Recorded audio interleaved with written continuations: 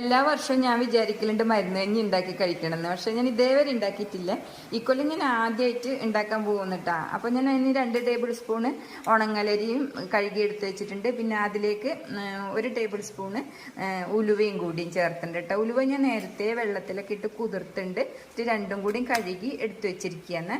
ഇത് ഞാൻ കുക്കറിലിട്ടിട്ട് ഒരു വിസിൽ തന്നെ അടിക്കുന്നുണ്ട് കേട്ടോ. ഉണങ്ങലരി ആയ കാരണം വേഗം വേവുമല്ലോ.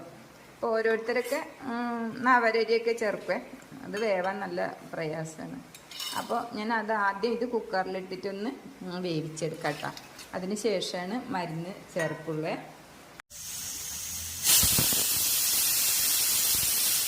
ഒരു വിസിൽ വന്നു കേട്ടോ. ഞാനിനി ഇത് കുക്കർ ഓഫാക്കുകയാണ്. ഇതെൻ്റെ അരിയും ഉലുവയൊക്കെ വെന്തുണ്ട് കേട്ടോ. ഇനി ഞാൻ ഇതിലേക്ക് കോട്ടക്കൽ ആയുർവേദിക്കിന്ന് മേടിച്ച ഔഷധ കഞ്ഞി ചോറിനാണ് ഉപയോഗിക്കുന്നത്. ഇതെനിക്ക് ഇവിടുത്തെ അംഗൻവാടി ടീച്ചർ വാങ്ങിച്ചുകൊണ്ട് തന്നെ കേട്ടോ. ഒരു ബോട്ടിലിന് 140 രൂപയാണ്. അപ്പോൾ ഇതിന്ന് 1 ടേബിൾ സ്പൂണ് ഈ പൊടിയും കൂടി ഞാനിടും. ഇതാണ് കേട്ടോ അത് കഞ്ഞീൻ്റെ കൂട്ടുപൊടി. ഇത് നല്ല സ്മെല്ലൊക്കെയാണ്. ഓരോരുത്തരൊക്കെ പച്ചമരുന്നൊക്കെ പറിച്ചു കൊണ്ടുവന്ന് അരച്ചിട്ടൊക്കെ ചേർക്കുക. ഇതിപ്പോൾ എളുപ്പമുള്ള വഴിയാണ്. പലതരത്തിലും ആൾക്കാർ കഞ്ഞിയൊക്കെ ഉണ്ടാക്കുന്നുണ്ട് കേട്ടോ. പക്ഷെ ഇത് വേഗം ഉണ്ടാക്കാമല്ലോ. അപ്പോൾ ഞാനിതൊന്നും കൂടി നല്ല പാകത്തിന് വെള്ളമൊക്കെ ആക്കിയിട്ട് ഒന്ന് തിളപ്പിച്ചിട്ടൊന്ന് നന്നായിട്ട് വേവിക്കും.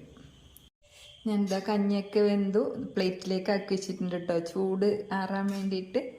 ഇതാണ് എൻ്റെ കർക്കിടക കഞ്ഞി. നല്ലൊരു മണം, മരുന്നുകളൊക്കെ ഒരു മണമൊക്കെ വരുന്നുണ്ട് കേട്ടോ കഞ്ഞിക്ക്.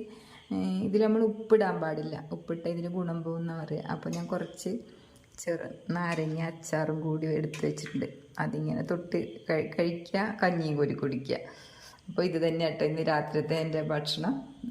Thank you.